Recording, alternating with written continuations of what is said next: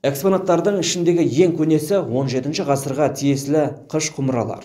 Ал ең құндысы 19 ғасырда өмір сүрген Майлықожа ақынның киген түйе шекпені. Бұл құнды заттар аудан мұражайында қашан және қалай пайда болды? Оларды қабылдау процесі қалай жүреді? Бұл туралы өткен күндерден сыр шертетін тарихи мекеннің меңгерушісінен сұрап көрген болатынбыз. Сарыағаш ауданы тарихи-өлкетану музейі негізі 2004-2006 жыл мәдени мұра бағдарламасы аясында құрылды. Сол 2006 жылы 1 шілдеден бастап музей ашу туралы бізге музей қор жинақтаушысы және музей басшысы деп музей ашуға негіз берді. Бірінші 2006 жылдың 1 шілдесінен бастап бізде музей ашылды. Қолымызда құжаттандырып болғанымша 2007 жылы қаңтардың 30 күні бізде түгелдей заңды түрде юстицияға тіркеліп музей ретінде қабылданып болдық, құжаттандырылып болдық. Сол кезеңге дейін бізде 300 жәдігер жинақтадық. Бір жылға жетпей уақытта біз 300 жәдігер жинақтадық. Оны да осы Сарыағаш ауданындағы елді мекендер, ауылдар, қала бәрін аралап жүріп, біртіндеп құрметті азаматтарымыздың еңбектерін, Ұлы Отан соғысының ардагерлерінің, ауған соғысының ардагерлерінің әрқайсының ұстанған тұтынған заттарынан бастап жинақтай бастады. Гүлжан Ибадуллақызының айтуынша, мұражайға жәдігерлерді қабылдаудың да өз ережесі мен тәртібі бар. Мәселен, әкелген бұйымды қабылдаудың өзіне 5 адам қатысады. Олардың 2-і музей қызметкерлері болса, қалған 3-і қоғамдық ұйымдардан болуы тиіс. Онан соң түгендеу карточкасы толтырылады. Заманның қарыштап дамуына байланысты қазір барлығы электронды қорға енгізіледі дейді меңгеруші. 3390-нан аса жәдігеріміз бар.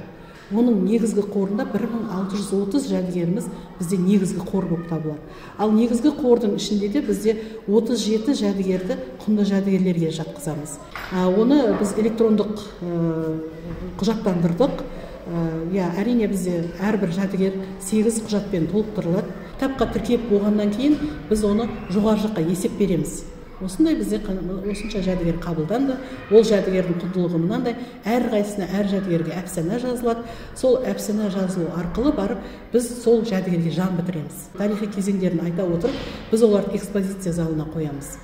Экспозиция залына қойғаннан кейін барып, оларға біз арнайы жеке лекциялар дайындаймыз. Сөйтіп бізге музейге келушілерге және мектеп оқушыларына, осы аудан тұрғындарына және ауданға келген қонақтарымызға тарихи кезеңдерін бәрін толық түсіндіріп айта бастаймыз. Дәл қазір музейге жәдігер сыйлы акциясы жүріп жатыр. Осыған орай Ұлзия Бекзадаева есімді қала тұрғыны 20 ғасырдың 50-60 жылдарында анасы пайдаланған пілікті газы мен қолдан тоқыған алашасын мұражайға сыйлады. Сондай-ақ анасының Орынбордан келген ақ орамалын да музейге тарту етті.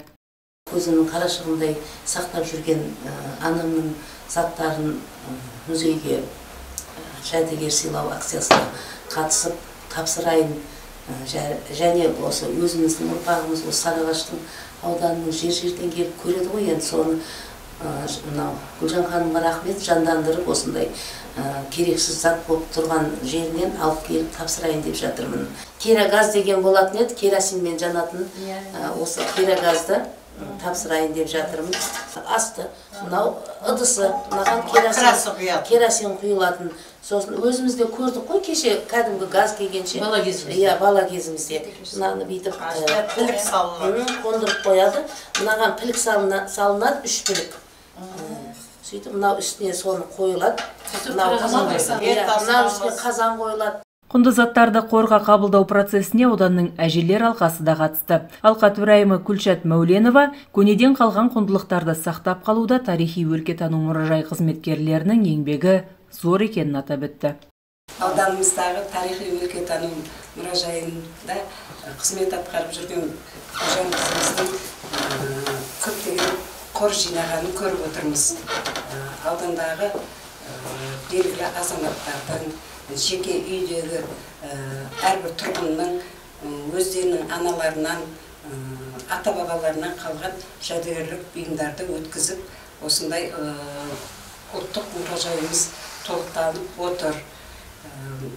Мұражайдың ішіндегі әрбір зат тарих, кешегімізді бүгінге жеткізіп, бүгінгімізді ертеңге жеткізетін ұрпаққа насихаттау үшін жан-жақты толықтырылып, барлық құнды заттарды жинап отырғанына рахмет. Ашылғанына 17 жылға жуықтаған тарихи өлкетану музейінде қазір 3,5 мыңға жуық жәдігер бар. Ендігі мақсат құнды экспонаттар санын әрі қарай да көбейтіп, талапқа сай жаңа ғимаратқа ертерек көшу. Бұл мұражай қызметкерлерінің басты арманы десек те болады. Нығым Абдрахым, Аман Асылбек, Сәт телеарнасының жаңалықтар қызметі.